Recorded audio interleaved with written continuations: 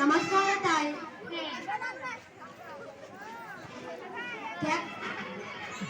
ಮಾಂದ್ರ ಸಾಹೇಬ್ರ ಒಪ್ಪಂದದ ವಿಷಯದ ಬಗ್ಗೆ ತಮ್ಮೊಡನೆ ಚರ್ಚಿಸಬೇಕಂತೆ. ಯಾವ ವಿಷಯಕ್ಕಾಗಿ? ಮಾಂದ್ರ ಸಾಹೇಬರ ಒಪ್ಪಂದದ ವಿಷಯಕ್ಕಾಗಿ. ಕರೆದುಕೊಂಡು ಬನ್ನಿ. ನಮಸ್ಕಾರ ತಾಯಿ. ಬಂದ ವಿಷಯ ಕೇಳುವುದಕ್ಕೆ ಏನು? ಕಪ್ಪ. ಹೌದು, ಮಾಂದ್ರ ಸಾಹೇಬ್ರ ಒಪ್ಪಂದದ ಪ್ರಕಾರ ನೀವು ಕೊಡಲೇಬೇಕು. ಕಬ್ಬು ತಿನ್ನಲು ಬಿಟ್ಟ ತಪ್ಪಿಗೆ ಕೂಲಿಯನ್ನು ಕೊಡಬೇಕೇನು?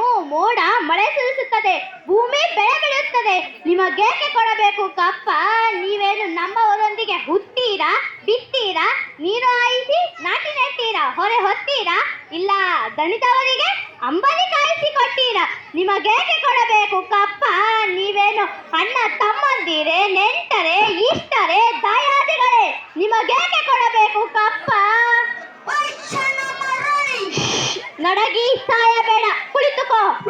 ಇಂಥ ಕಷ್ಟದಲ್ಲಿ ಇಷ್ಟೊಂದು ಜಂಬವೇ? ಅದು ಕನ್ನಡಿಗರ ಹುಟ್ಟು ಗುಣ. ಈಗ ಜಂಬ ಕೊಚ್ಚಿಕೊಂಡ ಮೈಸೂರು ಮಣ್ಣು ಪಾಲಾಯಿತು. ಅದು ನಿಮ್ಮ ವೀರತ್ವದಿಂದಲ್ಲ, ವಂಚನೆಯಿಂದ. ಮೈಸೂರನ್ನು ಹಾಳು ಮಾಡಲು ಮರಾಠರನ್ನು ಹಾಳು ಮಾಡಲು ಮತ್ತೊಬ್ಬರನ್ನು, ಇಡೀ ಹಿಂದೂ ದೇಶವನ್ನೇ ನಯ ವಂಚನೆಯಿಂದ ನುಂಗಲು ನಿಂತಿರುವ ನರಿಯ ಜಾತಿಯವರಲ್ಲವೇ ನೀವು? ಕಿತ್ತೂರು ರಾಣಿ ಎದುರು ಕಪ್ಪ ಕೇಳುವವರ ನಾಲಿಗೆ ಸೀರೆ ಹೊಯ್ದಿತ್ತು. ರಾಣಿ ಸಾಹೇಬ, ನೀವು ಕಂಪನಿ ಕಟ್ಟಲೆಯನ್ನು ಮೀರುತ್ತಿದ್ದೀರಿ. ನಿಮ್ಮ ಕಂಪನಿಯವರಿಗೆ ನಮ್ಮ ನಾಡಿನಲ್ಲಿ ನಿಲ್ಲಲು ಜಾಗದ ಭಿಕ್ಷೆ ಕೊಟ್ಟವರು ನಾವು. ಕಟ್ಟಲೆ ಮಾಡುವ ಅಧಿಕಾರ ನಮ್ಮದು. ಮಹಾರಾಷ್ಟ್ರ ಸಾಹೇಬರ ಒಪ್ಪಂದದ ಪ್ರಕಾರ ಕಿತ್ತೂರಿನ ಮೇಲೆ ನಮಗೆ ಅಧಿಕಾರ. ಏನಂದೆ? ಕಿತ್ತೂರು ಮೇಲೆ ನಿಮಗೆ ಅಧಿಕಾರವೇ?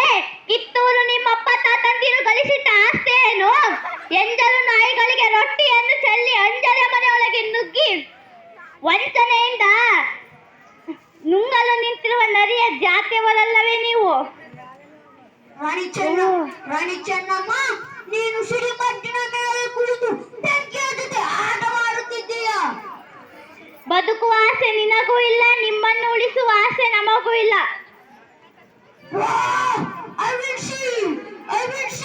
ಮಂತ್ರಿಗಳೇ, ಯುದ್ಧಕ್ಕೆ ಸಿದ್ಧರಾಗಿ. ಅವರಿದ್ದಾರೆ. ಧನ್ಯವಾದಗಳು.